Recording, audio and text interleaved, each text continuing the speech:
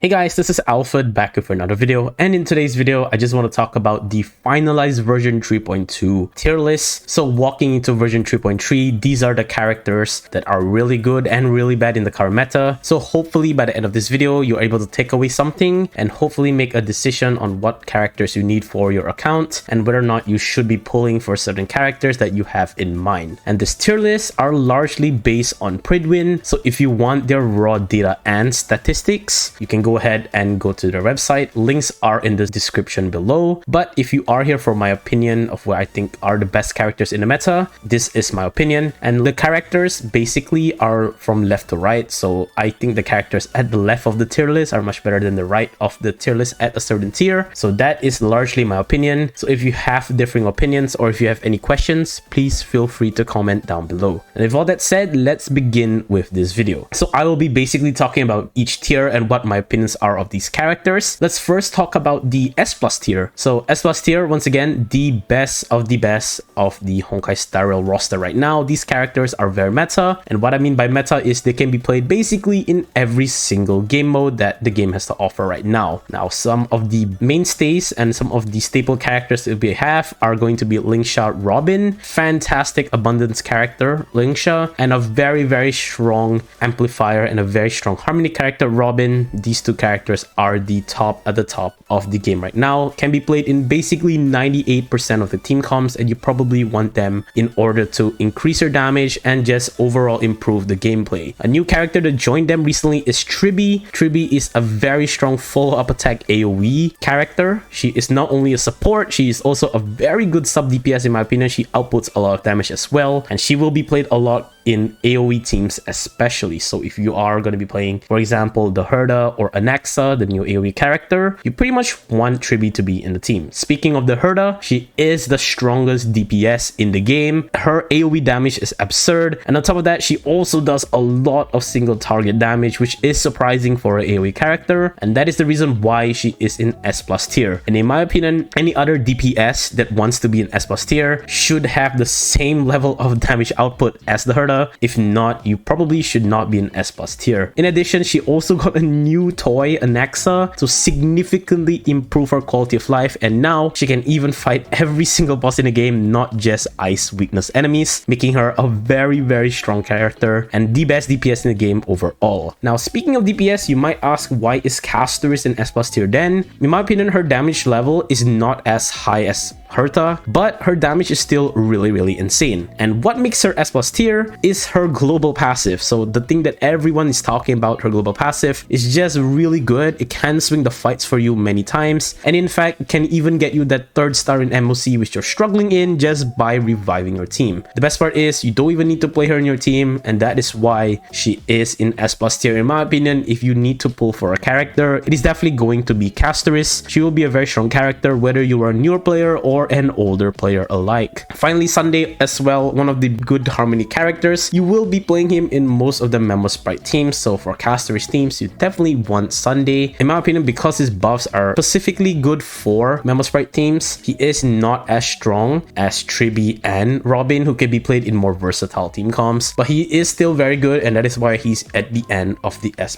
tier. Now moving on, let's talk about the S tier characters and what are some of the changes I have made. Anaxa joins S tier. In my opinion, he's a super flexible character. He can be played in a lot of the AoE teams. A good way to sum up his entire kit is he's basically just an AoE Silverwolf, who is just so much better than Silverwolf in my opinion. So that is why he is going to be in S tier. If you want to place him in S+ tier, I won't even fault you, especially in the current Apocalyptic Shadow. He is exceptionally very good in that game mode. But other than that, really decent character overall. But once again, I don't think his power level rivals the Herda and Castoris, which is why I place him in S tier. Alongside him, you have Jade. Jade is one of the best sub DPS for the Herda teams, but obviously her damage alone, and if you play her in other teams, is just not enough and not as strong as the Herda, which is why she is in S tier. Some other changes I've also made is I have placed Akron and Xiaochu at the end of S tier, and in my opinion, if you do drop them to A tier as well, it is very fair. The meta right now is really hurting them. It is not really for nihility characters and debuffing characters, which is why they are at the bottom of S tier. But don't get me wrong, you can still clear most of the game modes with a very strong and a very well built Acheron, but to get to that stage you need a lot of investment, which is why I am putting her at the end of S tier. If you also notice as well, Fei Xiao also has fallen off. In my opinion, you can still clear most of the content just like Acheron, but you really need that very strong invested Fei Xiao. If not, it is not as easy to do it as before. Now moving on to A tier, not much has changed. If you missed my previous tier list video, I've dropped Firefly to A tier. In my opinion, a lot of people don't want to hear this, but Rappa is just generally better than Firefly. She has the same amount of break damage output, but the only difference is Rappa can be played in pure fiction and AoE game modes unlike Firefly. Luocha can be at the top of A tier in my opinion. With the rise of many characters that use their HP as a resource, aka Mighty and Casteris, Luocha definitely sees more play as that very strong healer. However, the reason why he is not as good is because he has a very strong 4-star substitute, which is Galgar, which is so much better actually in the Casteris teams in most situations, which is the reason why Luocha is at A tier, and the rest of A tier very standard. I think one character I do want to talk about is Jingyuan. Jingyuan can be at S tier, and in my opinion, I probably should have placed him at S tier, but the reason why he is at A tier is because Aglaia is just much better than him right now because of Memo Sprites, and because Jingyuan doesn't have a Memo Sprite, he is going to be a little bit weaker than Aglaia. Don't get me wrong, he is still very strong, but not as strong. Now for the B tier, there's only 3 characters, but these 3 characters are just not that bad as well. Now there are mainly substitutes for characters on the top of the tier list. So for example, if you don't have Sunday, you probably want to run something like Bronya. If you need an AoE follow-up and you don't have Jade, you can run something like Himeko or even Yunli, who is a powerhouse counter DPS. But these characters, if you want to use them at the really end game, you need a lot of investment in order for them to just work, and sometimes they're just not the best in slot, which is the main reason why they're B tier but not completely at C tier. So moving on to C tier, these characters are really in a tough spot, and unless Hoyoverse makes a buff or changes to the end game, these characters will continue to stay at C tier. So I have moved Kafka and Black Swan down to C tier. In my opinion, DOT is just not it in the current meta. No buffs are made to them, so they're not going to be doing as well as the other archetypes. So unless Hoyoverse makes a buff, I think Kafka will continue to stay in C tier. Now the only reason why Xiao Chu is at S tier is because he can still be played in Acheron teams, making him really good. But other than that, dot teams just not in a good spot. Alongside them, you have the trio of destruction, still not really good, not a lot of power levels for them, and not a lot of changes for them as well. Although I did heard some rumors that Xingliu might be changing her attack scaling to HP scaling, so that might change things a bit. But for now, C tier is where they belong. And finally, at the bottom of D tier, these characters are just not in a good spot at all, really not usable, and I 100% recommend you do not use them at all unless you just want to have some fun or you are a newer player. And with all that said, thank you guys so much for watching my rambling and ranting of the tier list. If you like this video, please do leave a like. It shows me I should do more of these kind of videos. Comment down below once again, what are your thoughts on the tier list? Would you change anything, or if you have any questions? And finally, do subscribe. We will be doing more videos like this in the future. And with that,